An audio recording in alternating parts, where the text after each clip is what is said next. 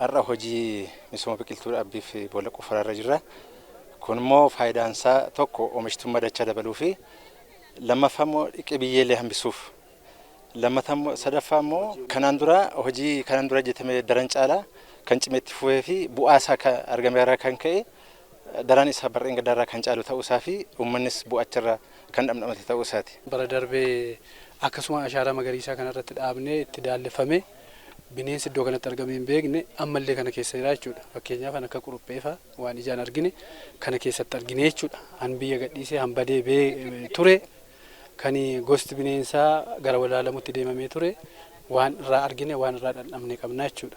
Walumaa gala gogiinsa bishaanii, dhiqama biyyee, jijjiirama qilleensaa akka inni qisuuf akka inni biyya keenya jijjiiruuf akka biyyaattis akka hawaasaattis itti amanameet hawaasnis bu'aa isaa beekeeti. Guyyaa har'aa kana akka waliigalaatti iddoo kanatti boolli qophiin boollaa kan ashaaraa magariisaa bara 2018 akka inni qoffaramu taasifame jechuudha. Barana moodana itti cimsee hojjechaa jirra jechuudha. Itti fufnee kana jennu ta'a kan dhaabbatu miti. Warri itti fufee hojjeta. Kun immoo bu'aa irraa argannee kaaniiti. Oomisha dachaa dabaluu irraa kan ka'e qoteen bulaa keenyas hubannoo argachuurraa ilaalchi durii irraa jijjiirame waan argataniif yaa'u daran bu'aa waan irraa arganneef itti fufnee kana jennuu fi bu'aansa kanuma keenya kan eenyus miti dura akkasitti hubatamne dura amma garuu waan hubatameef bal'inaan kan barreen gaddaa caalaa kan hojjetamu ta'uu isaati jechuudha. Qophii dhaabbii ashaaraa magariisaa bara 2018dhaaf kutaan hawaasa garaagaraa akkuma argitan irratti hirmaatee qophii boolla bareedaa ta'e taasiseeti jira.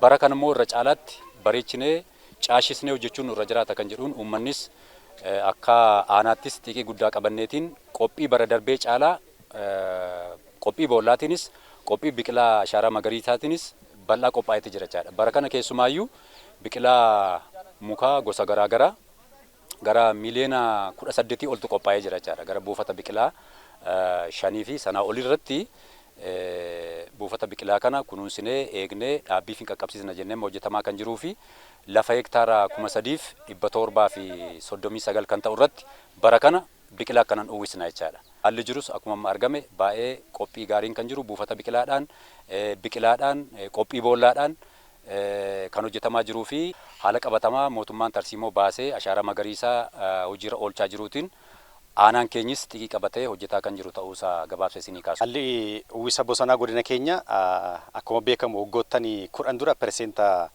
3 irra kan ture yeroo ammaa kana perseenta 27 uwwisni bosonaa godina keenya haala qabatamaa jira jechaadha. Haala kanaatiin bara kanas yeroo ammaa kana aanaa qabnu 13 hunda keessatti biqiltuu miliyoona 186 ol qopheessuutiin bara kana lafa hektaara 41 irra dhaabuudhaaf qophii dura xumuraa jira jechaadha. Akkuma guyyaa irra ilaalletti tokkoon biqilaan qophaa'eera, lammaffaan boolli hawaasni bahee karaa dammaqina qabuutiin boolli qophaa'aa jira. Kanaaf guyyoota dhufan fuuldura keessatti biqiltuu keenya karaa hunda hammateetiin aanaa hunda keessatti gaggeessine jijjiirama qilleensaa dandamachiisuun nyaata keessumaa biqiltoota nyaataaf oolan kan akka avukaadoo kan akka paappaayyaa dhaabuutiin jiruuf jireenya hawaasa keenyaa fooyyessuu keessatti gahee guddaa ni baana jedhee yaada.